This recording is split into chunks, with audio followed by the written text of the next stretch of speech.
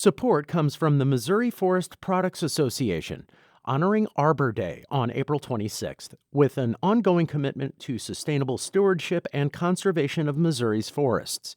ChooseWood.com. Welcome to St. Louis on the Air. I'm Sarah Fensky. In the St. Louis metro area, 643 people have tested positive for the coronavirus. 6 have died. Day after day, we report the updated numbers. But behind each of the deaths is a story. These are stories of loss felt by far too many colleagues, friends, and family members. Pete DaPrato of O'Fallon, Missouri, and Jazmond Dixon of St. Louis were among the first in the area to die from the virus. We spoke with both of their families. Jazmond's cousin Kimberly Merritt Watts described her as quiet and laid back. Jazmond loved to craft and cook. She earned her MBA a few years ago and dreamed of opening a bakery. Last month, Jazmond turned 31.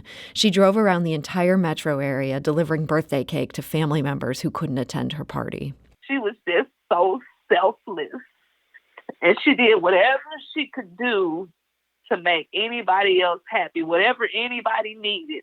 Her and her mom would get in the car and they would be rolling. They would be from the city of St. Louis all the way to where my cousin Billy lives in Mascoutah, Illinois. They'll be the furthest corners of North County where my brother lives on McDonald Boulevard. I mean, wherever anybody needed to go, whatever anybody needed to do, Jazmond was there. All you had to do was pick up the phone and call her. Jazmond started to feel sick on a Tuesday. She died from COVID-19 just 5 days later.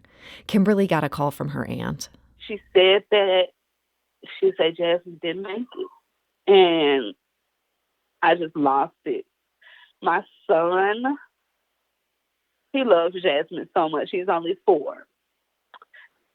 And, he saw me crying and he kept saying, Mommy, what's wrong? Mommy, what's wrong? I couldn't even speak. I was speechless. I was just holding out on so much hope because I just knew that my cousin's life was not over. That was not the plan. That was not supposed to happen.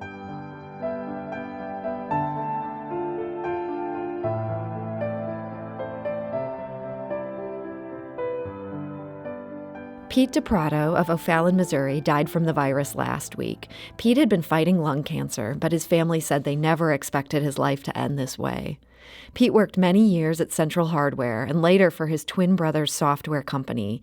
He was an Air Force reservist for 25 years, but his passion was his family, especially his grandchildren. Pete's wife, Jackie, said everything happened so quickly. Pete called me at 6 o'clock in the morning Wednesday, and he sounded bad, but he said, Jackie, it's bad. I have the virus, and we've got so much to do. You and I have so much to do. And I said, what are you talking about, Pete? And he said, well, we didn't go over the bills. We didn't go over the finances. And he could hardly breathe or talk. He said, there's so much for us to do. And I know this man was sick for 9 months, but honestly, we didn't do that stuff because he wasn't sick enough for me to take that kind of stuff away from him. He loved to do that kind of stuff. So I wasn't prepared, and he knew I wasn't prepared. And I said, Pete, I've got 2 lovely kids. They will take care of this. Don't worry about that.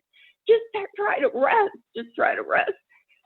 So this darling nurse, her name is Lauren from Barnes at Kings Highway, was his ICU nurse. She was completely in garb. She looked like, an astronaut or something. And she called me and she set up FaceTime so that he and I could see each other. And my daughter was here. And we talked, and it wasn't, we were able to talk. And we said, do you want the grandkids to call you, or do you want to FaceTime with your grandkids? And he said, no, it would be too hard.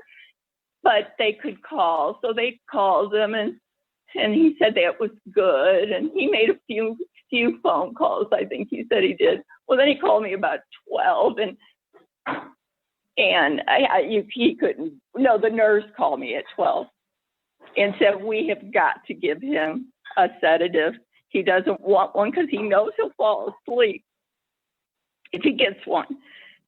we gave him something. We gave him like Ativan, and he is kind of sleepy, but I want to wake him up so you can FaceTime one more time. And she actually got him to a chair so that he would be a little aggravated in the move and wake up a little bit. And she FaceTimed us, and he was awful at that point. But she got him to open his eyes, and he knew me and Jackie were here, my daughter's Jackie, and we talked to him a little bit. They said a few words and watched him fall asleep for the last time. Pete DaPrato died last week from the coronavirus. He was 72.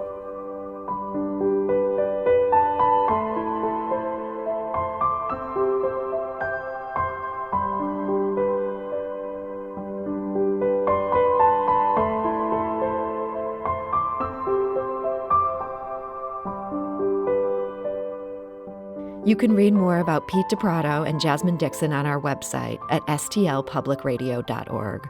Our thanks to reporters Chad Davis and Jeremy Goodwin. Please join us again tomorrow. St. Louis on the Air is a production of St. Louis Public Radio, 90.7 KWMU. I'm Sarah Fenske. Thank you for joining us.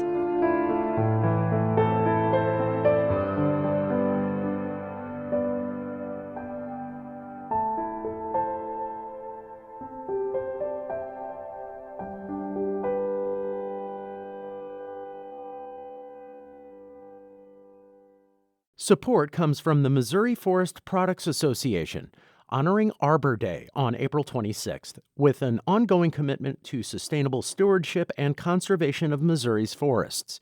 ChooseWood.com.